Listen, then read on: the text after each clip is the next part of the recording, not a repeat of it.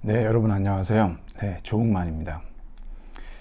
네, 이번 학기도 그리고 또 올해도 이제 얼마 남지 않았습니다. 네, 어, 어느덧 한 해가 가고 있네요. 그 오늘 우리는 논증 찾기라고 하는 그러한 수업 내용을 좀 다뤄보려고 하는데요. 여러분들이 이제 2절에 보시면 논증 분석 4단계라고 하는 게 있어요. 근데 그 중에서 우리는 1단계인 보통 우리가 이렇게 여기서 이제 논증 찾기라고 되어 있지만 논증 분석 및 뭐 재구성 뭐 이런 식으로 얘기를 할 수가 있거든요. 이 부분을 좀 특화해서 저희가 이제 다뤄보려고 합니다. 왜냐하면 곧 등장하겠지만 우리가 여러분 이 논증을 이렇게 분석하고 그러는 1차적인 이유는 이 논증에 대해서 제대로 된 이해를 하기 위한 겁니다. 우리는 자칫 잘못하면 어떤 사람의 주장이나 어떤 논증에 대해서 사실상 반박이나 재반박을 하려고 하는데 너무 이렇게 몰입하고 경도돼 있다 보면은 자칫 잘못하면은 이제 그런 경우들이 발생하거든요. 그러다 보면은 상대방의 논증에 대해서 제대로 분석하거나 평가하는 특히 이제 분석이라고 하는 게 1차적 작업이니까요. 이 부분이 제대로 이루어지지 않는다면 그것은 정말로 어떤 허구를 바탕으로 한, 그러니까 허수아비를 바탕으로 한 왜곡된 주장에 대한 이해를 갖고 시작하는 것이기 때문에 그 이후에 일어나는 어떤 토론 과정, 의사소통 과정이라고 하는 것이 그렇게 이제 건강하게 이루어질 수 없다라고 하는 것을 우리가 충분히 예상할 수 있기 때문입니다. 따라서 여러분, 우리 논증 찾기라고 하는 이 부분을 갖다가 우리 논증 분석 4단계, 1단계로 우리가 다뤄보겠지만 여러분들이 주안점을 그런 데에 두시고 논증에 대한 제대로 된 이해가 가장 기초적인 시작이다라고 하는 거죠. 안내문에도 제가 좀 자세하게 안내해 드렸습니다. 그래서 우리는 이제 이 논증에서 결론과 전제를 찾는 작업을 1차적으로 하고 그 다음에는 논증을 표준 형식으로 왜냐하면 이제 논증을 단순화해서 그렇게 표준 형식으로 재구성하는 그러한 능력이 필요하고요. 또 하나는 이 논증의 가정이라고 하는데 어떤 생략된 내용이 있습니다. assumption이라고 얘기하는데 이것을 자비의 원리에 의해서 이제 보충하는 거죠. 그 이후에 우리가 이제 해야 될 작업들이 논증 유형들이 몇 가지가 있는데 살펴보고 그것을 우리가 전제와 결론의 지지관계에 따라서 논증 구조도를 그려보는 겁니다. 그리고 여러분께 제가 주별 과제로 논증 구조도를 그리는 문제를 하나 여러분께 내드렸는데요. 그것에 대해서 여러분들이 문제 해결하는데 주의하셔야 될 점은 제가 이 연수 문제를 푸는 과정에서 어떤 문제를 통해서 충분히 설명을 좀 해드리도록 그렇게 하겠습니다. 그러니까 이제 크게 보면 우리는 결국은 결론과 전제 찾기라고 하는 논증 분석 4단계 중에 1단계를 이번 시간에 이제 학습하게 된다라고 그렇게 알고 계시면 되겠습니다. 우선 우리 교재로 가보면 토론은 논증을 사용한 대화와 설득의 과정이다. 그렇죠. 네. 보통 우리는 논증을 중심으로 한 대화라고 우리가 토론에 대해서 얘기합니다. 항상 핵심은 어디에 있냐 그러면 논증, 아규먼트에 있는 것이죠. 특히나 제가 늘 강조하지만 민주주의의 어떤 정신이 상당히 이렇게 훼손되고 있는 현대사회입니다. 특히 이제 어떤 음모론이라든가 가짜 뉴스라든가 이런 걸 통해서 어떤 진영 논리로 굉장히 아주 첨예하게 대립하는 경우들이 많이 발생합니다. 이럴 때는 우리가 서로 의견을 달리하는 어떤 그룹이나 어떤 개인이 있다라고 했을 때는 싸울 필요가 없습니다, 여러분. 그럴 때는 우리에게 무엇이 필요한 거냐 그러면 정말 토론이 필요하다는 그러한 증거입니다. 이성을 사용해서 각자 자신들의 주장을 논증으로 제시한다면 그것을 놓고 우리가 그 논증의 근거가 그 논거들이 타당한지 건전한지 받아들일 만한지 이런 것들을 우리가 따져보면서 서로의 어떤 주장들을 살펴본다면 장단점들을 찾게 되겠죠. 그리고 서로 간에 미흡한 점들도 찾게 될 겁니다. 왜냐하면 인간은 인간이기 때문에 당연히 그러한 그 완벽성을 기할 수가 없습니다. 그래서 우리에게는 토론이 필요하고 대화가 필요한 거죠. 특히 지금과 같은 이러한 민주주의의 현주소에서는 무엇보다도 그것이 요구된다라고 할 수가 있는 것이죠. 그래서 이 토론이라고 하는 것은 주어진 논제와 관련하여 그랬는데 주어질 수도 있고, 그리고 여러분들이 이미 선택하셨죠. 제가 여러분한테 추가 전제를 2개를 더 소개해 드릴 겁니다. 그러니까 주어지거나 여러분들이 직접 선택하신 그러한 논제와 관련해서 갈등 관계에 있는 양측이 각자의 주장에 대해 좋은 이유를 최대한 제시하고, 그리고 합리적으로 상대방을 설득하는 그러한 활동이 이제 우리가 토론이다라고 얘기하는 것입니다. 뭐 이것에 대해서 이제 그러면 우리가 무엇이 필요하냐 그러면 아무래도 여러분 우리가 이런 토론을 잘하기 위해서는 요구되는 2가지 미덕이 있는데요. 일단은 논증을 분석하고 평가하는 능력이 필요합니다. 여러분 이건 정말 능력입니다. 능력이라고 하는 것은 연습하면 좋아집니다. 그렇죠. 그리고 또 하나 어떤 미덕이 필요하냐 그러면 논증을 구성할 수 있는 능력이 필요합니다. 내지는 논증을 재구성하는 능력이 필요합니다. 이 2가지의 이런 능력들이 토론을 잘할 수 있는 방법이고, 그것들을 우리가 이제 학습하는 게 논증 분석 4단계고, 오늘은 우리는 논증 분석에 우리의 이제 초점을 맞춰서 논의를 해보겠다는 얘기죠. 2번째 단락으로 가보시면요. 그 4단계 중에 1단계인데요. 여기서 지금 전제와 결론을 찾는다 그랬는데 저는 실질적으로 결론과 전제 찾기, 왜냐하면 항상 결론부터 찾아야 됩니다. 그것이 여러분 어떤 단순 논증이든 아니면 뭐 합류 논증이든 결합 논증이든 아니면 복합 논증이든 연쇄 논증이든 간에 여러분은 항상 결론 내지는 주결론을 꼭 먼저 찾으셔야 돼요. 그리고 그것을 지지하는 그러한 근거들을 찾는 게 순서입니다. 그래서 엄밀히 얘기하면 결론과 전제 찾기라고 하는 것이 맞는데, 보통 우리는 전제와 결론 찾기라고 하기 때문에 이렇게 쓰지만 저는 좀 바꿔서 여러분한테 소개를 해드리는 거고요. 그리고 논증을 명료화하고 간결화하고 단순화하기 위해서 표준 형식으로 재구성합니다. 결론은 항상 미괄식으로 나오죠. 전제나 전제들이 나오고 그러므로 결론. 이것이 논증의 표준 형식이거든요. 그래서 이런 형식으로 여러분들이 재구성을 해줄 수가 있어야 되는데, 특히 생략된 부분이 있으면 보충해야 된다. 이 생략된 전제나 생략된 결론 내지는 숨은 전제들이 있어요.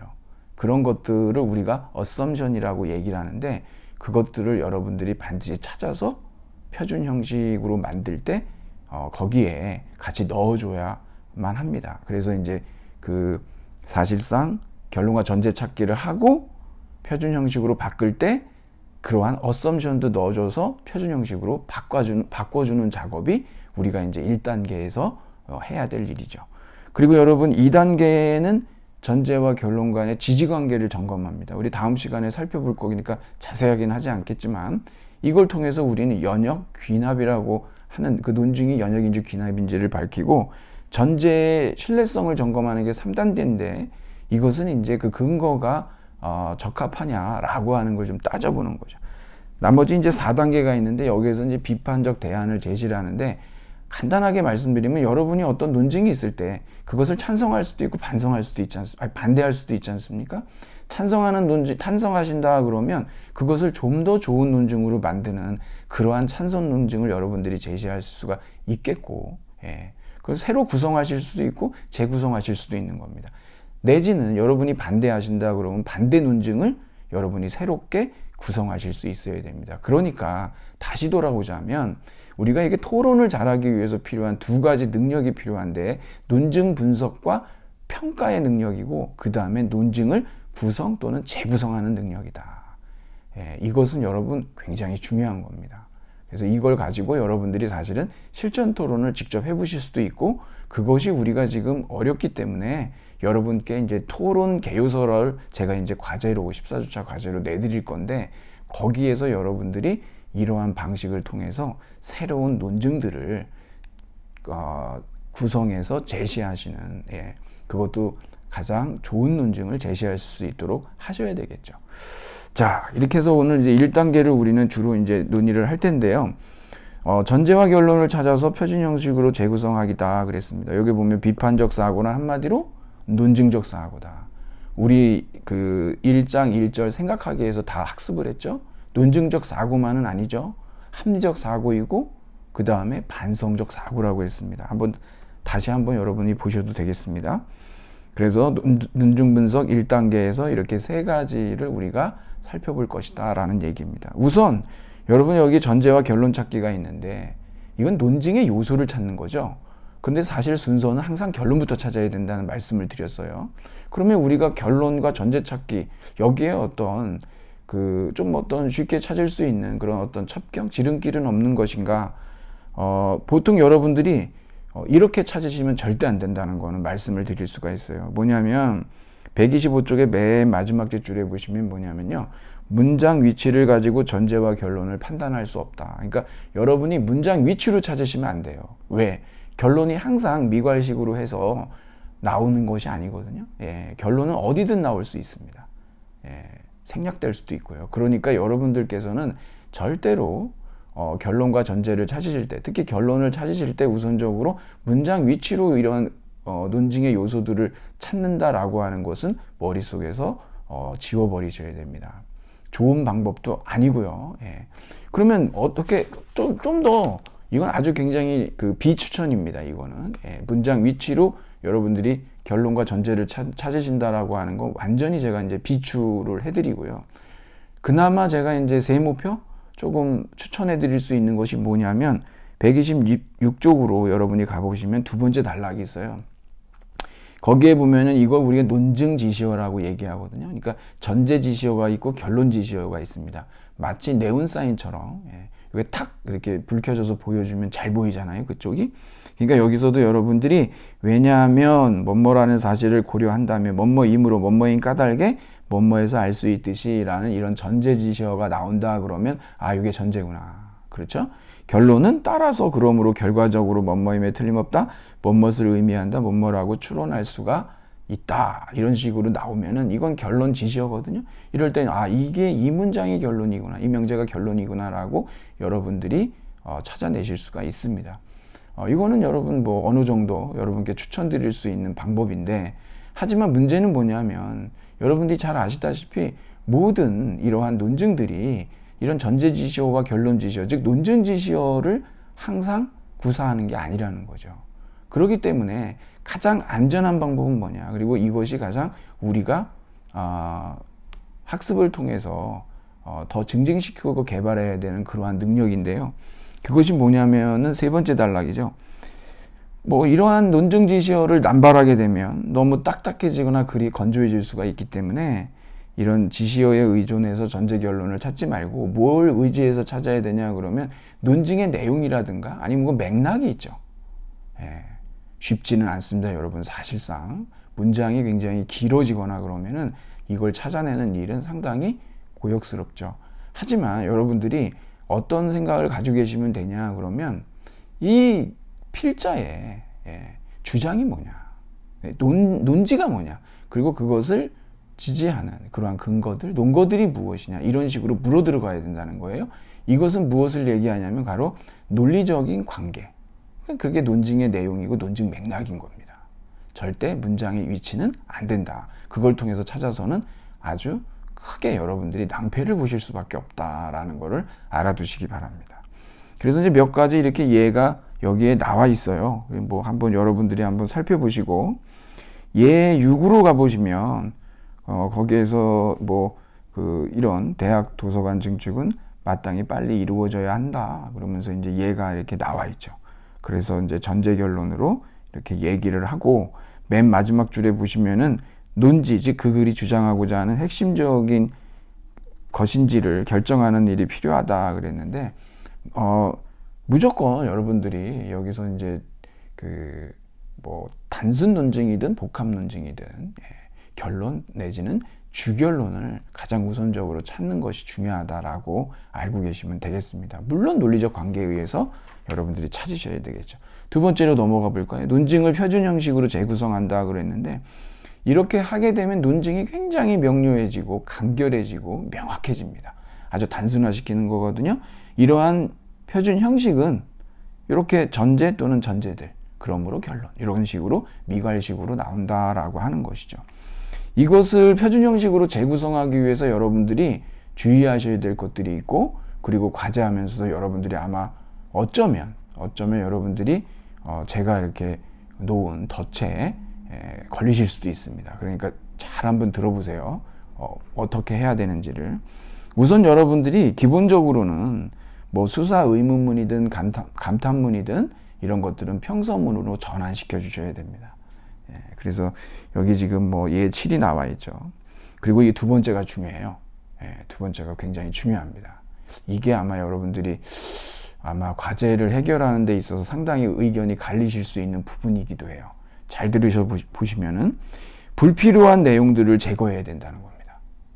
과연 이러한 불필요한 내용들, 군더더기들, 이런 것들은 무엇이 있을까? 제가 문제를 풀면서도 여러분한테 말씀드리겠지만, 사실 그 논지와 논거 이외의 나머지 것들은 다 군더더기예요. 불필요한 것들입니다. 가장 대표적인 게 뭐냐면 어떤 정의 같은 거 있죠. definition. 내지는 무슨 뭐 부연 설명이라든가 배경 지식이라든가 필요가 없습니다. 사실 그거는. 왜?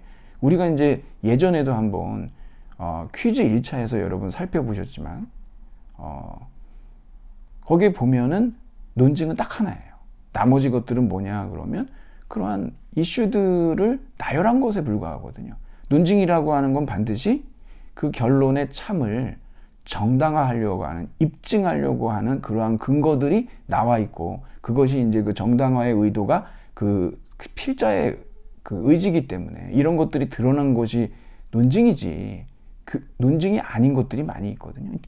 여러분들이 여기에서 이러한 불필요한 부분들을 반드시 제거해서 단순화 시켜줘야 된다라고 하는 것을 잊으셔서는 안 된다는 거죠. 그러니까 평서문으로 전환하고 군더더기 다 제거해버리고.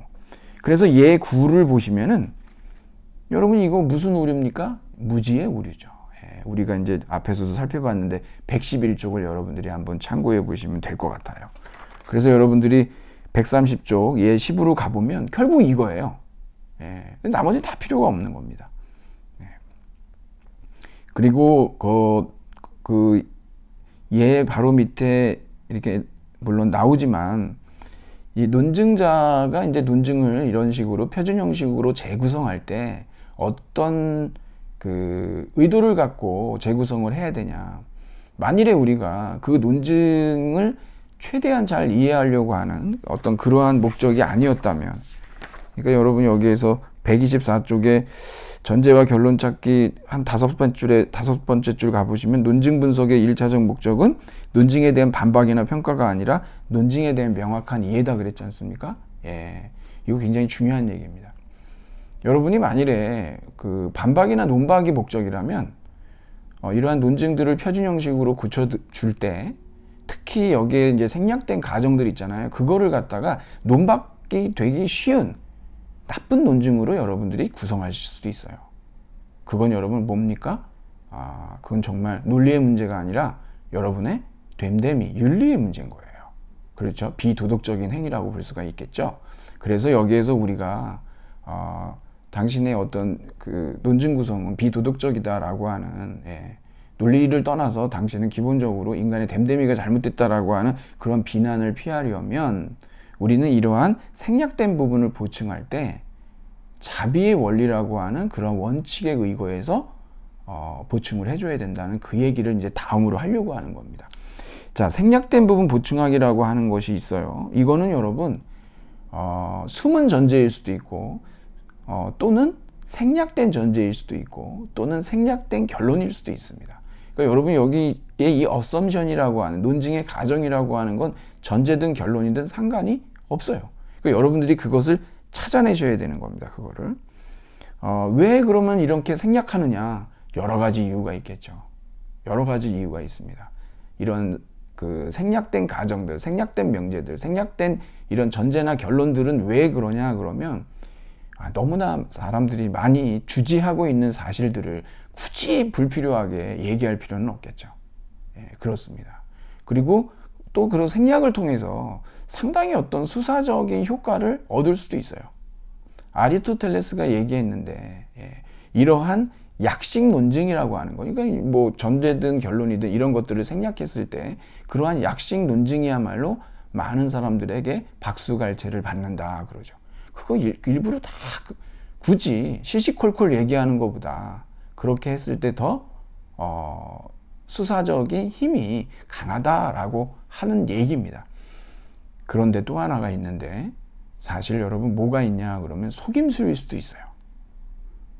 여러분들이 논증을 통해서 토론하실 때 사실은 상대방이 그것이 속임수인데 상대팀이 그것에 대해서 굳이 특정해서 문제를 삼지 않고 넘어간다면, 아까 이런 주장을 했을 때 그것 숨은 전제는 이거였는데 거기에 대해서 어떠한 이의도 제시하지 않고 나의 주장을 받아들였지 않느냐.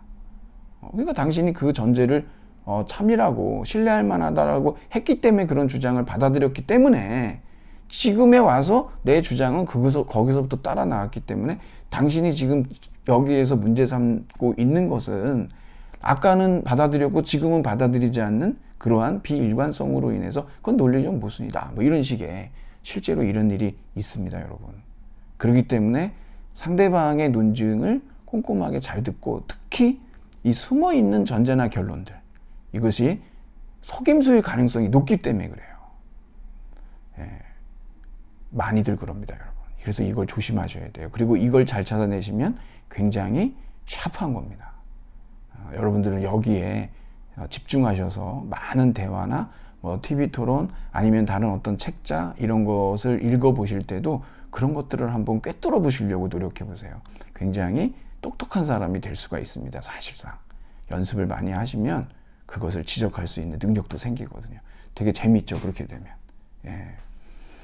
그냥 당연하다라고 전제한 것으로 전제하고 넘어가지만 그것에 대해서 문제 삼고 그 사람의 그 주장을 받아들일 수 없다라고 그 논증을 논박할 때, 그럴 때의 어떤 그 즐거움이라는 거는 정말 공부하는 즐거움이죠.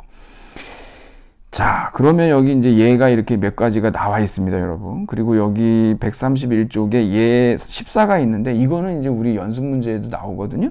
그때 여러분들이 이걸 한번 참고를 해보시는데, 이것은 지금 전제 1만 나와 있는, 전제 하나만 남아 있고 전제하고 결론이 둘 다 생략되어 있는 그런 경우예요. 그래서 만일 신이 존재한다면 증명되었지, 증명이 되었겠지, 이렇게 누가 얘기해요.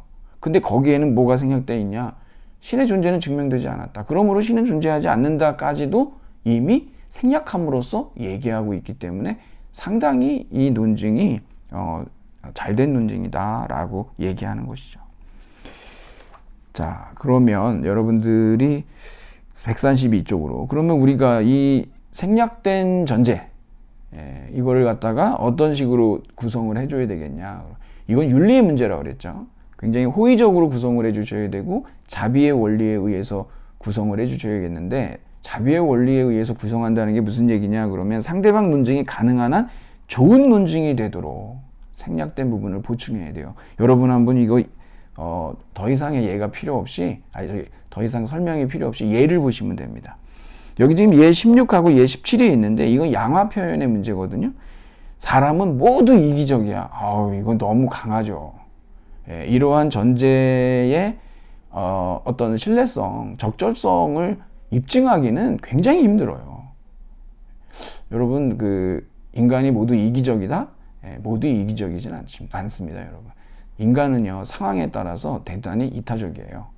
그래서 지금 우리는 그 페미니스트 계열의 어떤 세포 진화론을 연구하시는 이런 분들의 입장은 상당히 이 생명의 세계가 어떤 공생의 원리에 의해서 생명 형상이 더 많이 이루어지고 있다라고 하는 것을 알 수 있다라고 그러거든요.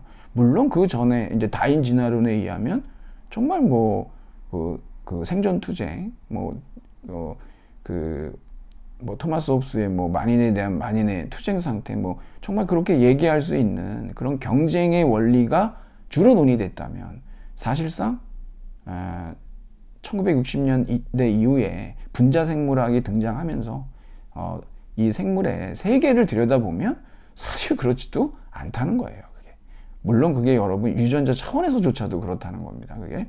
그러니까 이거에 대해서 여러분 이거 감당하기 어려워요. 과학적으로도요. 그렇죠? 그래서 이건 너무 반박하기 쉬운 논증이 되니까 사람은 대체로 이기적이다. 이 정도면 그렇죠? 예. 사람이 대체로 이기적이다. 이렇게. 그러니까 이런 게 바로 자비의 원리다라고 하는 것이죠. 그래서 이건 논리가 아닌 윤리의 문제고, 그러한 논증을 재구성하는 그러한 그 논증자의 어떠한 태도의 문제다, 자세의 문제다, 됨됨이의 문제다라고 볼 수가 있겠습니다. 그리고 여러분 이렇게 그 논증을 아주 약하게 반박하기 너무 쉽게끔 그러한 어떤 왜곡된 주장으로 만들어 놓게 된다면 여러분 공정하지 않지 않습니까? 그렇죠?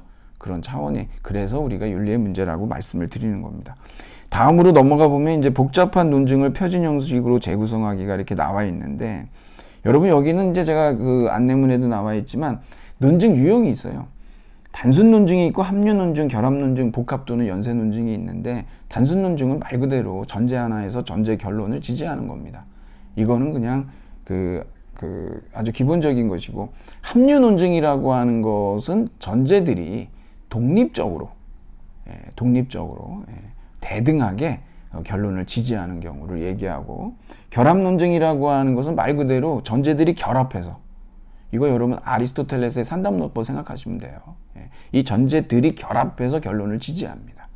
그리고 복합이나 연쇄 논증이라고 하는 것은 이러한 이 논증들이 있는데, 주논증이 있는데 그 주논증에 부속 논증이 따라 붙는데요. 하나가 있을 수도 있고 두 개가 있을 수도 있는데, 기본적으로 주논증하고 부속 논증 한 개 이상으로 이루어진 논증을 우리가 복합 논증 또는 연쇄 논증 이렇게 얘기를 합니다. 이것에 대해서 이제 우리가 좀 보고, 그 다음에 논증 구조도, 전제와 결론의 그 지지 관계 있지 않습니까? 그거 보통 화살표로 나타내거든요. 우선 여기 예 18을 한번 보도록 하죠. 여러분이 이것을 한번 쭉 읽어보세요. 그러면 여기에서 따라서 2번 나오고 따라서 4번 이렇게 나오는데, 여기에서 결국 결론, 특히 이거를 우리가 이제 최종 결론, 주결론이라고 하는데 그게 4번입니다. 여러분이 그 다음에 134쪽으로 가셔가지고 거기 첫 번째 단락을 한번 저하고 같이 보시죠. 이는 결론이냐 아니면 전제냐. 여러분 1로부터 2가 도출이 되죠. 이거 귀납적 일반화 논증입니다. 그렇죠. 30년 동안 그랬는데 언제나 그렇다라고 하니까. 그래서 1은 전제고 2가 결론이에요. 그럼 2, 3, 4는 뭐냐 그러면 2하고 3은 전제고 4가 결론입니다. 그러면 여러분들이 이것을 갖다 논증 구조들을 그려보세요. 1에서 2로 화살표, 이게 이제 지지를 나타내는 거거든요. 그리고 2하고 3이 서로 더해져요. 결합 논증입니다, 이게. 그래서 뭐가 나오냐, 그럼 이렇게 제가 여러분한테 이제 PPT로 나눠드렸으니까 그거 한번 참고하세요. 그래서 이제 이렇게 이제 가로대를 긋고 이렇게 화살표를 해서 그게 4가 나오는 거예요. 여기서 여러분 중요한 건 뭐냐면 4가 뭐냐면 이럴 때 그냥 결론이 아니에요. 이럴 때는 우리가 최종 결론 또는 주결론이라고 합니다. 그리고 이 주결론의 전제들이니까 주전제들이죠. 2하고 3이 주전제예요. 문제는 뭐냐면 2라고 하는 이 주전제는 그냥 주전제만은 아니에요. 왜 그러냐 그러면 1의 결론이기도 하잖아요. 그러니까 바로 여기 이 주전제인 2가 이 부속 논증의 부속 결론이기도 해요. 그리고 1은 뭐냐 그러면 부속 전제죠. 이런 걸 우리가 뭐라 그러냐 그러면 이렇게 주논증 이외에 다른 부속 논증 하나 이상의 부속 논증이 있을 때 이걸 우리가 이제 복합 논증, 연쇄 논증이라 그랬으니까 이게 복합 논증이고 연쇄 논증이에요. 그 얘기를 여러분 그 두 번째 단락에서도 상세하게 하고 있는 겁니다. 그러니까 여러분들이 이걸 한번 쭉 읽어보세요. 그래서 특히 여기 2라고 하는 두 번째 전제가 가지고 있는 독특한 위치가 있잖아요. 지위가 주 전제이면서 동시에 부속 결론이다 라고 하는 겁니다. 자, 이것을 이제 이렇게 여기 이제 쭉 설명을 하고 있고, 좀 더 어려운 것으로 가보면은 이제 예 19가 되겠죠. 네. 예 19는 사실 이 부속 논증이 두 개가 있습니다. 그리고 이 주논증이 나와요. 우선 부속 논증 첫 번째는 뭐냐면 여러분들이 지금까지 배워오셨던 그러한 어떤 그 기호화로다가 한번 바꿔보시면 별이 충분히 지구 가까이 있고 A이고 지동설이 옳다면 B라면 A이고 B라면 그 별에 대한 연수시차가 관찰되어야 할 것이다. C다. 그러나 연수시차가 관찰되지 않았다. not C다. 그 다음에 또한 이렇게 나와요. 근데 이거 사실 어떻게 할 수 있나요? 이것은 결국 여기에 결론이 있겠죠. 여기 2라고 우리가 좀 사실은 여기 넘버링을 좀 붙여놓으면 훨씬 쉬운데 여기선 좀 빠져 있네요. 여러분들이 한번 넘버링을 한번 해보세요. 앞에 나와 있는 것처럼. 그러니까 1하고 2하고 이 결합 논증이에요. 그러면 3이 나오는데 지금 3은 생략돼 있어요. 이 결론이 생략된 결론이죠. 그러니까 뭐냐면 A이고 B이면 C이다, not C이다. 그러므로 후권 부정식으로 not A 또는 not B가 와야 되는데 이게 생략돼 있는 것이고 이게 부속 논증 1에서 부속 결론 1이 생략됐다는 게 그거 여러분 표시해 보면 not A 또는 not B잖아요. 그 다음에 부속 논증 2가 있죠. 또한 별이 충분히 가까이 있지 않다는 건 역시 받아들이기가 어렵다. 요거는 뭐냐면은 결국 A이다 이거죠. 여기 지금 부정의 부정이니까 그래요. 했더니 왜냐하면 별이 그토록 멀리 있다는 것은 낭비를 싫어하는 우주의 속성과 부합하지 않고 또한 그토록 멀리 있는 별을 움직이기 위해 무척 큰 힘이 필요할 텐데 그 동력은 또 어디서부터 오겠느냐라고 하는 얘기예요. 그러니까 이것을 우리가 앞에를 D, 뒤를 E라고 하면 여기에서도 우리가 D하고 E라고 하는 것이 이것은 결합 논증이 아니라 하나만 있어도 물론 불충분하지만 이것은 뭐냐면은 서로 독립적으로 지지하고 있는 거죠. 결론, 부속 결론 E를 즉 A라고 하는 거. 즉 뭐냐면 별이 충분히 가까이 있지 않다는 걸 받아들이기 어렵다니까 가까이 있다는 거죠. A라는 거예요. 그래서 D가 A를 지지하고 E가 A를 지지하고 이것이 부속 논증 2라는 얘기입니다. 그럼 이걸 여러분들이 이제 합쳐 놓으시면 어떻게 되냐면 생략된 3-가 있고 넘버를 붙이면 그 다음에 6이 있어요. 4하고 5에서 나온 6. 그러면 3-하고 6에서 뭐가 나오냐 그러면 최종 결론. 결국 지동설이 틀렸다라고 하는 납비가 나오죠. 납비가 나옵니다. 그래서 여러분들이 이게 전체를 보면 3개의 논증이에요. 부속 논증 2개하고 그 다음에 주논증이 있는 것이죠. 그래서 여러분 여기 설명이 잘 돼 있어요. 주전제는 부속 결론 1, 또 주전제 하나는 부속 결론 2예요. 그러니까 not A 또는 not B, 그 다음에 A이다 그러므로 not B이다. 이거 여러분 우리 잘 알다시피 선언지 제거법이죠. 타당한 논증입니다. 그러니까 여러분들이 이런 식으로 해서 이 논증들을 표준 형식으로 바꾸고 그거를 구조도까지 여러분들이 그리실 수가 있는 것입니다. 자, 그러면 우리 이제 문제를 한번 풀어보도록 그렇게 할까요? 137쪽의 연습 문제로 가보죠. 만일에 여러분들이 지금 아직 이 문제를 풀어보지 못하셨다면 여기서 잠깐 이제 멈춰 주시고 그리고 한번 여러분들이 그 뒤에 나오는 연습 문제를 한번 쭉 풀어보세요. 그렇게 해서 일종의 여러분들이 예습 개념으로 해보시고 그리고 저하고 같이 풀면서 어떤 부분이 여러분들이 생각을 잘못했는지 그런 정답도 맞춰가고 그러시면은 아마 더 여러분 머릿속에 오랫동안 이것이 이제 기억에 남을 수 있을 겁니다. 만일에 여러분들이 그러시다고 한다면은 잠깐 멈추고 그렇게 하셨으면 좋겠습니다. 자, 그러면 이제 멈췄다가 다시 온 걸로 제가 생각하고서 나가도록 그렇게 해보죠. 다음 논증에서 결론과 전제를 찾아봐라 그랬는데 여러분 여기 보면은 1이나 2나 3 전체적으로 보면 거의 이렇게 논증 지시어 내지는 논증 지시어에 상당하는 그러한 문구들이 있어요. 그래서 1번은 당연히 따라서가 나오지 않습니까? 이 결론 지시어니까는 단독 논증이고 아주 간단하죠. 전제가 결론을 지지하는 것이죠. 전제 결론. 그 다음에 전제 지시어인 왜냐면이 나왔기 때문에 앞에 나온 틀림없다라고 하는 것이 이것이 이제 결론임을 우리가 알 수 있고 뒤에 나와 있는 것이 다 전제죠. 그리고 여기에서는 이제 합류 논증인데 그냥 전제 하나만 가지고 이게 지금 전제 전체로 이렇게 돼 있지만 쪼개 본다면 전제 하나만 가지고도 이 결론을 충분하진 않지만 지지하고 있는 것을 알 수가 있습니다. 따로따로예요. 독립적으로. 그 다음에 3번, 이 모든 것에 비추어 볼 때, 이게 이제 결국은 결론임을 알 수가 있고, 다 이 전제들 하나하나가 따로 독립적으로 지지하고 있는 그러한 합류 논증임을 알 수가 있습니다. 2번, 숨은 전제를 찾아봐라. 뭐 결론은 다 나와 있다는 얘기예요. 1번은 뭐냐 그러면 이거 여러분 어떻게 숨은 전제 어떻게 아시겠습니까? 모든 인간은 언젠가 죽는다. 그렇죠? 그 다음에 2번, 강남에 사는 걸 보니 은인은 부자임에 틀림없다. 이게 조금 그래요.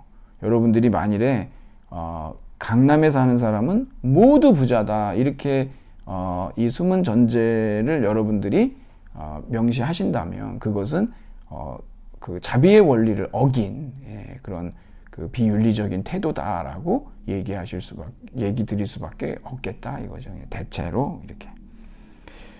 자, 그리고 3번은 그 유명 연예인 김모 씨는 대마를 소지한 것으로 알려졌다. 그는 약물 수지죄도 죄로 법의 처벌을 받을 것임에 틀림없다. 이게 결론인데, 그러니까 대마 소지자는 지금 여러분 대마 합법화에 대한 얘기들도 많이 있지만 이거 이제 인권 차원에서 논의가 가능할 수는 있어요. 하지만 아마 현실적으로 참 어려운 이유는 뭐냐면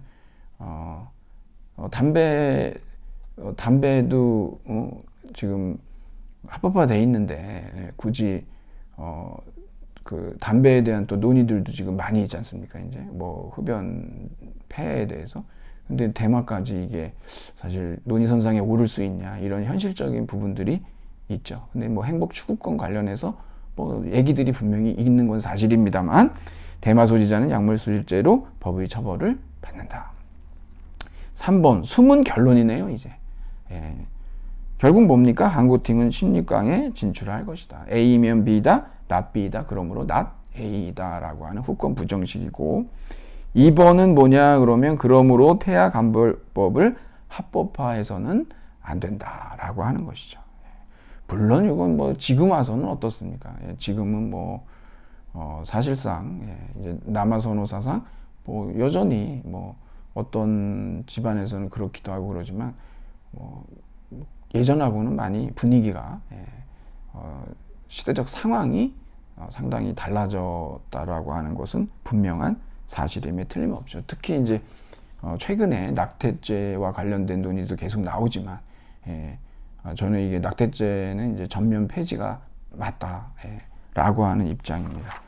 자, 4번으로 한번 가보죠. 아래 논증에 생략된 전제로 가장 적절한 것은, 여러분들이 이거 이제 읽어보시면 어렵지 않게 찾으실 수도 있고, 정답은 5번입니다, 여러분. 여러분들 한번 풀어보셨다라고 하는 전제로, 제가 이거는 뭐 읽어보시면 아시기 때문에, 여기 전제지시어 왜냐하면도 있죠.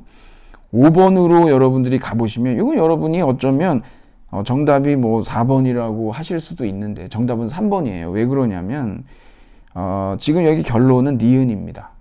지금 전체적으로 여러분이 읽어보시면 전제 결론을 기억으로 하시게 되면 도덕적, 비도덕적 행위라는 게 나오질 않기 때문에 결론으로 여기에서 적합하지가 않습니다. 그래서 이성을 가진 인간을 죽이는 것은 부도덕한 행위지만 동물을 죽이는 거, 이게 이성을 갖고 있지 않은 동물이니까, 이 존재니까 죽이는 것은 그렇지 않다. 그래서 이제 그와 관련해서 어떤 자연의 질서 속에서의 인간과 동물의 위계, 또 그것이 안고 있는 이성을 지녔냐 지니지 못했냐에 따른 어떤 그 도덕적 지위의 유무, 뭐 이런 것들을 가지고 논의를 해보면 기역, 디귿, 리을이 니은이라고 하는 이러한 결론을 결합해서 지지하는 결합 논증이다라고 하는 것을 알 수가 있죠.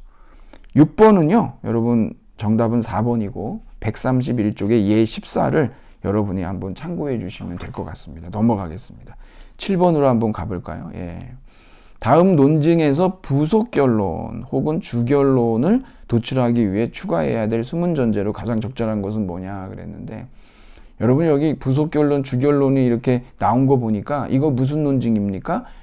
네, 그렇죠. 연쇄 논증이고 복합 논증이에요. 그래서 이걸 읽어보시면 미성년자는 이성적 불변력을 갖추고 있지 않다. 이게 1이죠. 그러므로 미성년자의 행위에 대한 도덕적 책임을 물을 수 없다. 이거는 1이 2를 지지하는 단독 논증이에요. 여기서는요. 근데 2에다가 미성년자는 이성적 분별력을 갖출 때까지 보호가 필요하다. 3이 결합이 돼서 그래서 따라서 미성년자를 보호하기 위해 공적 규제가 필요하다. 4번이라고 하는 이러한 주결론이 나오는 거죠. 그러니까 여기서 얘기하는 게 여러분 부속 결론은 뭡니까? 2번이죠. 2번. 부속 결론 2번, 주결론 4번. 그럼 이것이 나오기 위해서 지금 추가해야 될 숨은 전제가 뭐냐? 당연히 4번이죠, 여러분. 이성적 분별력을 갖춘 후에야 책임을 물을 수 있는 도덕적 주체인 미성년자는 그것을 갖추기 전까지는 보호돼야 한다. 당연합니다, 이게. 그래서 이제 우리 이제 실정법에도 이러한 조항들이 이제 들어가 있는 것이죠. 자, 8번으로 가보면 여러분, 이게 정답은 1번인데, 나의 결론은 뭐냐? 여기 나의 결론은 여러분 디귿이에요. 그리고 다의 결론은 기역이고, 사의 결론은, 그리고 이제 라의 결론은 디귿입니다. 네. 뭐 다 같은 경우는 결론 지시어인 왜냐하면이 있기 때문에 당연히 기역이 결론이라는 것을 우리가 쉽게 알 수가 있고, 나하고 라도 여러분들이 읽어보시면 아실 수 있습니다. 뭐 이게 굉장히 좋은 문제는 아니기 때문에 이 정도 얘기하고 넘어가겠습니다. 9번으로 여러분 가보는데, 여러분 이 9번이 제가 여러분한테 우리의 주별 과제를 해결하는 데 있어서 상당히 도움을 많이 줄 겁니다. 뒤에 한 문제 더 나오지만 여러분들이 여기서 잘 들어보셔야 돼요. 다음 논증을 표준 형식으로 재구성할 때 논증에 필요한 요소. 여러분 논증의 요소는 뭐예요? 결론과 전제죠.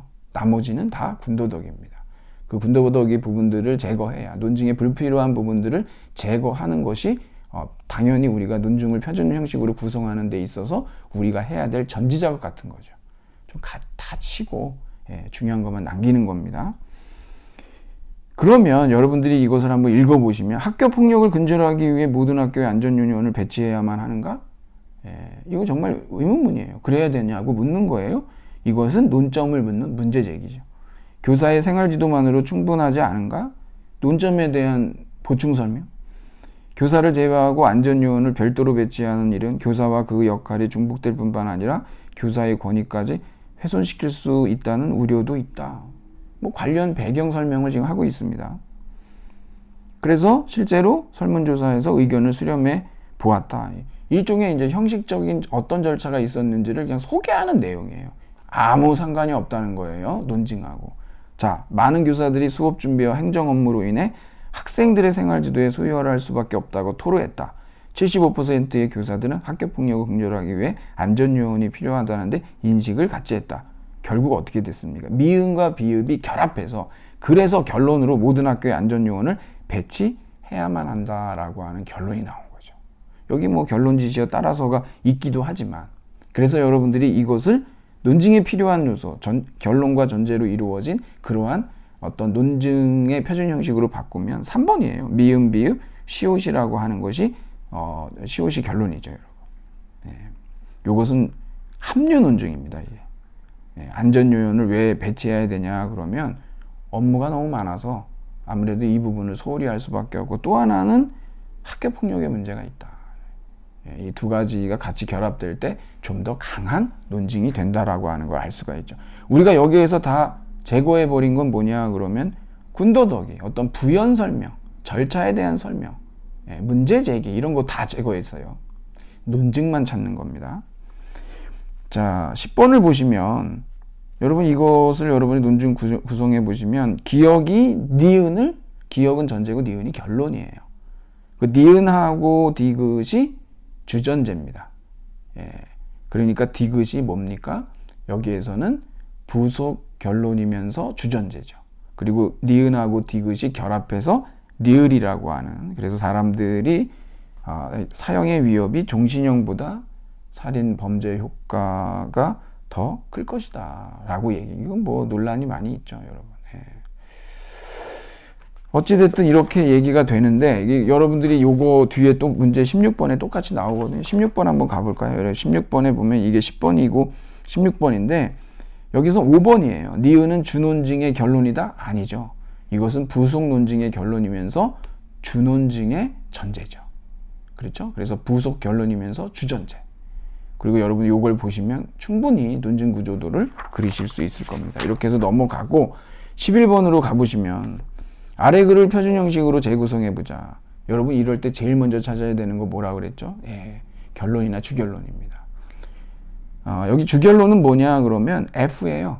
여러분 쭉 읽어보시면 그래요. 매형검사를 강화하는 것과 함께 저소득 지원 대책 마련해야 된다. 검사도 강화가 필요하지만 저소득층은 아무래도 경제적 여력이나 이런 것들이 문제가 있으니까 부족하니까 이런 것들에 대한 대책도 필요하다라고 얘기한 거고, 그러면 이제 그 다음에 이것을 지지하는 게 뭐냐라고 찾아보면 금년부터 강화되는 매형검사가 저소득층에게는 심각한 부담이 있다라고 하는 A가 F를 지지하고 있는 주전제면서 부속 결론 2예요. 그러면 이 A를 갖다가 지지하고 있는 그 부속 논증이 뭐가 있냐 그러면 A는 여기 여러분 D 있죠. 예. D하고 E가 A를 지지하는 전제들이에요. 저소득층의 중고차가 매형검사를 통과하기 위해 비용이 많이 들어요. 부담되죠. 통과할 수 있는 차량 구입도 만만치 않은 비용이에요. 그래서 매형검사 강화가 저소득층한테는 심각한 부담인 거죠. 그럼 여기에서 이제 이 심각한 부담이라고 얘기를 했고, 그 다음에 이제 저소득층이 오래된 중고차를 갖고 있고, 오래된 중고차가 공기오염이 심각하게 고려되지 않은 채 제작이 됐기 때문에 B하고 C이기 때문에 결국 어떻게 돼요? 중고차가 매형검사를 통과하는데 비용이 많이 들죠. 만일에 이제 1차 통과 못하면 2차까지 가야 되고, 나중에 뭐 거기에 대해서 뭐 절감 장치를 달다든가 여러 가지 아니면 어떤 서울에 진입하는 데 있어서 벌금을 부과한다든가 여러 가지 문제들이 있을 수 있기 때문에 그렇죠.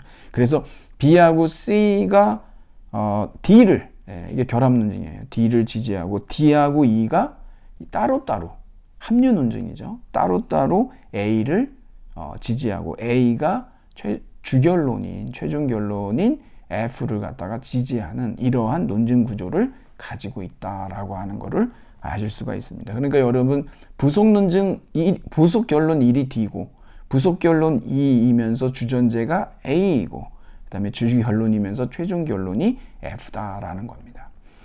12번 읽어보시면 답은 5번입니다. 여러분 이런 건 여러분들이 그냥 한번 보시고, 13번 같은 문제가 실제로 우리한테 이제 문제로 출제가 되는데 하나도 안 어려워요.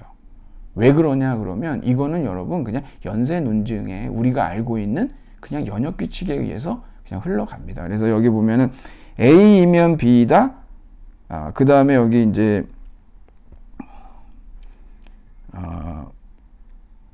A이면 C다. 여기 이제 나오죠. 디귿에. 그래서 여기 니은에는 뭐가 들어가냐 그러면은 B이면 C다가 들어가서 니은은 A예요. 여러분들이 한번 이렇게 해보세요. A이면 B, B이면 C 이렇게 되죠. 그러면 A이면 C가 나오잖아요. 그렇죠? 예, 그 연쇄 논증으로. 그리고 나서 리을은 A예요. 리을은 이제 C죠. 예, 리을은 C인데 이게 이제 여기에서 우리가 기호화하면 A가 되고, 그 다음에 미음이 C가 되고, 그 다음에 비읍에 뭐가 들어가냐 그러면 C면 D, 바로 뒤에 시옷이 D거든요. 그래서 C면 D가 들어가는데 그 비읍이 바로 F입니다. 여러분들이 요거를 여기다 대입을 해서 이것을 기호화 시켜보면 A면 B, B면 C, 그러므로 A면 C, A, C, C면 D, 그러므로 D 이런 식으로 나와요. 그래서 이런 문제가 나오시면 여러분들이 아주 이렇게 기호화해서 쉽게 푸실 수 있으니까 걱정하지 않으셔도 됩니다. 괜히 문제가 길기만 하지. 네. 14번으로 가보시면 연예인이 좀 과하게 처벌된 것 같다. 하지만 약물이 청소년에게 심각한 위협이 된다는 것을 알아야 되고, 양봉 중독자들을 봐봐라. 이거 무슨 논증이 없죠 여기. 예, 지금 얘기가 뭐냐면 여러분 이것의 그 논증의 요소인 결론과 전제를 찾기 위해서 많은 군더더기들을 제거해야 된다는 거예요. 그리고 남는 게 뭐냐면 생활은 완전히 망가지고 과다 출혈을 일찍 죽는 사람도 있고 조기 사망률이 높죠 아무래도. 그 다음에 약물 습관을 지속하기 위해 범죄를 저지르기도 하고, 보통 마약 구입자들이 돈이 떨어지면은 판매상으로 이제 전환을 하는데 처벌이 훨씬 더 강력하다는 얘기죠. 네, 이게 여러분 정말 지금 현대 사회는 중독 사회죠. 예, 마약이든 쇼핑이든 약물이든 수많은 알코올이든 중독들이 있지 않습니까? 도박 이런 그게 이제 뇌의 문제입니다. 그래서 상담 치료하고 약물 치료가 병행이 돼야 하고 무엇보다도 주변에 특히 가족들 아주 좋은 친구가 있으면 좋겠지만 가족이죠. 특히 가족들이 많은 지지를 해줘야 됩니다. 왜 그러냐 그러면은 이 모든 중독에 가장 베이스에 깔려 있는 어떤 정서가 뭐냐 그러면은 고통이죠, 고통. 힘들기 때문에 이제 이런 쪽으로 자꾸 도피하려고 하는 것이거든요. 그래서 많은 지지가 필요하고 위로 믿어주고 그렇게 해서 약물 치료하고 상담 치료를 병행하고 그래서 이런 중독된 자와의 이런 어떤 허망하고 착각적인 관계를 끊어버리고 자신의 내면 속에 있는 참된 자를 찾는 것이 관건입니다. 하여튼 그래서 결론지시오 그래서가 나오잖아요. 그러니까 리을하고 미음이 비읍을 지지하는 이러한 결합 논증이다라고 하는 것이죠. 나머지 얘기들은 그냥 다 군더더기다. 4번이네요. 정답이. 그 다음에 15번으로 가보시면 다음 논증을 표준 형식으로 재구성할 때 부속 결론과 주결론의 쌍으로 적절한 것이 뭐냐 그랬는데 여러분 우선 이거를 읽어보시면은 주결론이 1번입니다. 개인의 부에 대한 국가의 간섭을 강화해야 한다. 이게 존 롤즈가 주장하는 내용이거든요. 그래서 여러분 쭉 이렇게 읽어보시면 2번, 3번, 4번이 이제 부속 논증의 부속 전제고 그것의 부속 결론이 5번이에요. 따라서 각 개인이 자연적인 자산을 활용하여 얻은 부는 사회 공동의 자산으로 간주해야 한다라고 하는 거죠. 이 공동체주의거든요. 그래서 이제 5번은 그러면 어떻게 되냐? 6번으로 가요. 이것도 부속 결론이에요. 그렇죠? 5번도 부속 결론 1, 6번도 부속 결론 2, 그 다음에 6번이 7번. 이것은 개인의 부를 국가에서 재분배해야 한다는 것을 함축한다. 여러 가지 이제 조세 정책이라든가 아니면 복지 제도를 통해서. 그러면 이제 7번은 뭐냐면 여러분, 1번을 지지하거든요. 주결론을. 그러니까 뭡니까? 이것이 바로 주전제면서 부속 결론이죠. 그래서 여러분들이 여기 보시면, 이거 부속 결론과 주결론의 쌍이니까, 이거 4번도 답이 되는 거 아니야? 막 이런 생각을 하실 수 있는데, 4번은 왜 안 되냐면, 문제가, 문제를 위한 문제일 수도 있지만, 주전제면서 부속 결론이기 때문에 부속 결론만은 아니지 않냐. 그래가지고 정답이 5번입니다. 그냥 그런 정도로 여러분들이, 그리고 17번으로 여러분들이 가보시면, 여기 17번에 이제 DNA 분자는 나선 구조를 가질 수밖에 없다 그랬는데, 왜냐하면 그랬으니까 B가 전제고 A가 결론이죠. 그리고 한편 DNA 분자가 나선 구조라면 그것은 3중 나선이거나 2중 나선일 수밖에 없다. A하고 C가 그러므로 DNA 분자는 3중 나선이거나 2중 나선이다라고 하는 D를 또 지지하는 전제가 되겠죠. 그리고 이제 또 다른 논증이 하나가 부속 논증이 또 하나 있는데 그 다음에 나오는 게 E하고 F가 G를 결론으로 하는 전제들입니다. 그리고 D하고 G가 서로 만나서 H라고 하는 이 DNA는 이중 나선 구조를 가질 것이다 라고 하는 H라고 하는 주결론을 지지하는 주전제들이 되는 것이죠. 여기 I라고 하는 것은 더불어 그랬잖아요. 이건 따로 H를 갖다가 지지하는 그러한 요소입니다. 전제입니다. 그래서 정답은 3번 D하고 G는 부속 결론이자 주전제다 그랬는데 여러분 여기 D하고 G가 H를 지지하는데 이것만 따로 떼보면 뭐예요? 이것이 바로 선언지 제거법입니다. 타당하죠? 예, 그걸 한번 보시면 됩니다. 18번. 이것도 여러분 그 주별과제 해결하는데 또 아주 중요한 요소가 여기 들어있어요. 오늘날 일선학교 교사들이 직면한 가장 중요한 도전은 학생들에게 어법에 맞는 문장을 쓰는 방법을 가르치는 것이다. 어법에 맞는 문장을 통해 내가 말하고자 하는 바는 격조 높은 글쓰기가 아니고 문법의 규칙에 따라 분명하게 그 의미를 전달하는 글쓰기를 의미한다. 이거 뭐예요, 여러분? 이게 바로 어법에 맞는 문장이라고 하는 것에 대한 데피니션, 정의예요. 여러분, 정의는 어떻게 할 수 있습니까? 생략입니다, 이거. 생략이 아니라 군더더기예요, 이게 불필요한 내용이에요. 정의라든가 부연 설명이라든가 절차 설명이라든가 문제 제기라든가 다 불필요하죠. 예. 그래서 이걸 빼줘야 돼요. 여러분이 뭐에 대한 정의가 나왔다? 빼야 됩니다, 그거는 논증의 요소가 아니다라는 거죠. 그래, 나머지 이렇게 보고 그러면은 정답은 3번입니다. 예. 여기 지금 니은, 디귿, 리을, 미음이 적절하지 않은 거를, 여기선 지금 리을하고 미음이 기억을 지지하는 그러한 논증 구조를 가지고 있죠. 그래서 정답이 3번이고, 여기 니은하고 디귿은 왜 3번이 이렇게 돼서 니은, 디귿은 왜 그러냐? 이건 어법 만든 문장의 정의잖아요. 이것은 우리가 군더더기이기 때문에 해당이 안 됩니다. 그래서 3번이 정답이 되고, 논증 결론은 기억이죠.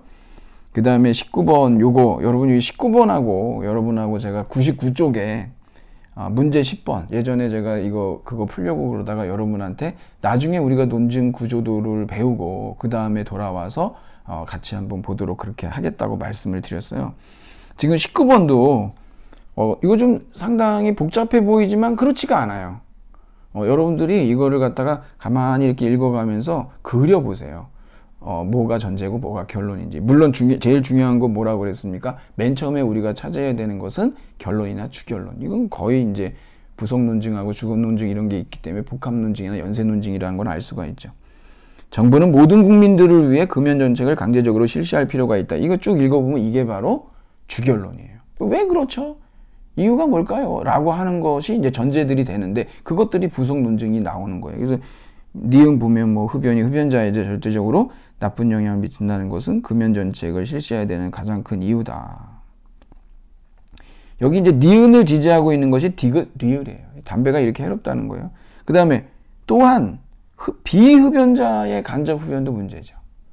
그러니까 이게 강력한 정부가 금연 정책을 강제적으로 실시해야 되는 게 흡연자든 비흡연자든 다 마찬가지에 이런 문제들이 있어서 그렇다는 거고, 그래서 미음은 비읍하고 시읒이 합류 논증이에요. 이게 결합 논증은 아닙니다. 따로따로 미음을 또 지지하고 있죠. 그러니까 디귿하고 리을이 니은을 합류 논증이고, 비읍하고 시읒도 미음이 미음에다가 미음을 결론으로 하는 합류 논증이고, 그래서 니은, 미음이, 이건 결합 논증이에요. 기억을 주결론으로 하는 주전제들이다. 이렇게 여러분들이 알아두시면 되겠습니다. 두 개의 부속 논증과 한 개의 주논증으로 이루어져 있는 그러한 복합 논증이고 연쇄 논증인 거죠.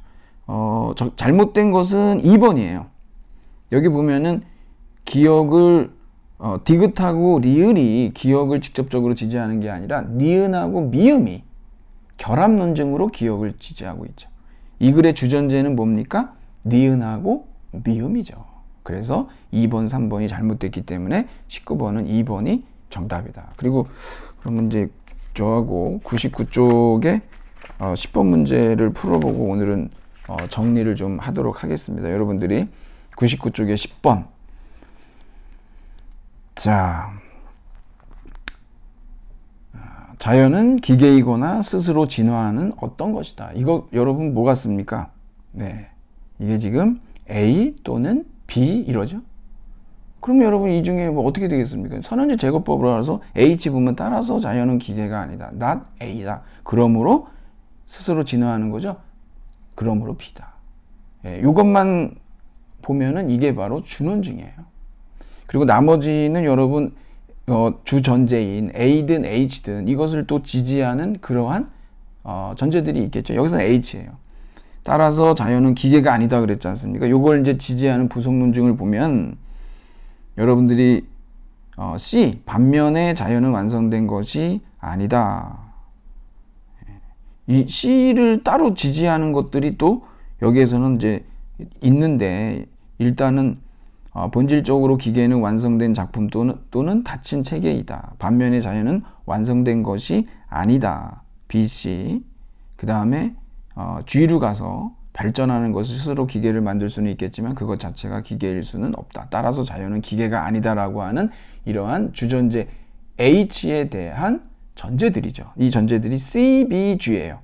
그 다음에 여기에서 이제 C 있잖아요. 반면에 자연은 완성된 것이 아니다. 왜냐하면이라고 하는 전제 지시어가 있으니까 이 결론을 지지하는 전제들은 뭐냐면 D, E, F죠. 요거는 뭐냐면 A면 B, B면 C, C면 D. 그러므로 A면 D인데, 예. 그래서 그래서 그것 발전하는 것은 아직 완성된 것이 아니기 때문이다 라고, 그래서 자연은 완성된 것이 아니다 라고 하는 C가 결론으로 나오는 것이죠. 잘못된 것은 5번입니다. 주논증은 타당한 논증이다. 여러분, 주논증 타당한데 이게 왜 잘못됐다는 거죠? 이것 때문에 그러죠. 이 논증을 비판하는 방법 가운데 하나는 전제가 참이더라도 결론이 거짓일 수 있는 가능성이 매우 높다는 점을 보이는 것이다.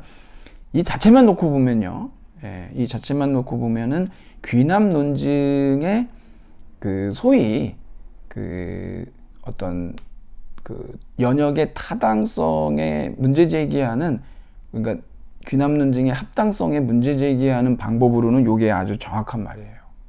결론이 거짓이 될 가능성이 있다라고 하는 거는 좋은 비판하기가 아니라 그랬죠. 높다, 가능성이. 그래야 되는 거죠.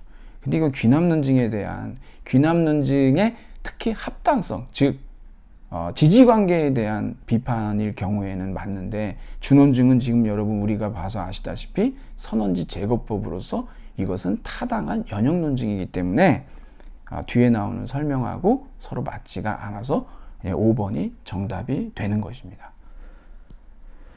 네, 이렇게 해서 여러분하고 오늘 논증 분석 4단계의 1단계, 여기에서 우리는 결론과 전제 찾기, 그리고 논증을 표준 형식으로 재구성하기, 그 과정에서 소위 생략된 가정, 생략된 면제, 논증의 가정이라고 하는 어썸션을 자비의 원리에 의해서 보충해 줘야 된다라고 하는 걸 살펴보고, 거기에 여러분이 우리가 여러 논증 유형을 보고 그래서 논증의 구조도, 즉 전제와 결론의 지지 관계에 바탕을 둔 논증의 구조도도 이제 그려보고 살펴봤습니다.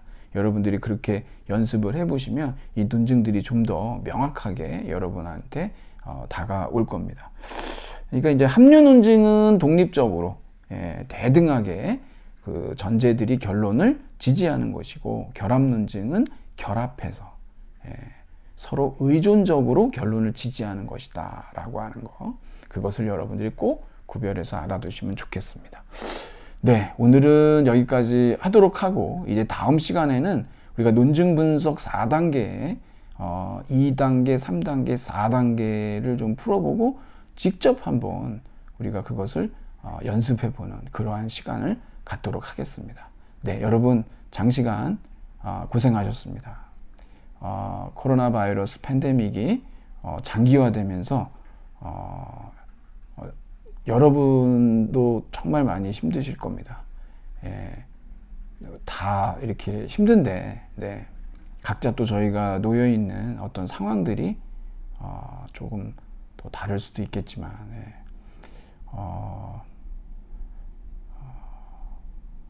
뭐 하루 아침에 끝날 문제는 결코 아니죠. 네, 우리가 잘 적응해서 하여튼 좀 지냈으면 좋겠습니다. 네. 자, 힘내시고 잘 지내시기를, 건강하시길 바라면서 오늘 여기서 접도록 하겠습니다. 네, 고맙습니다.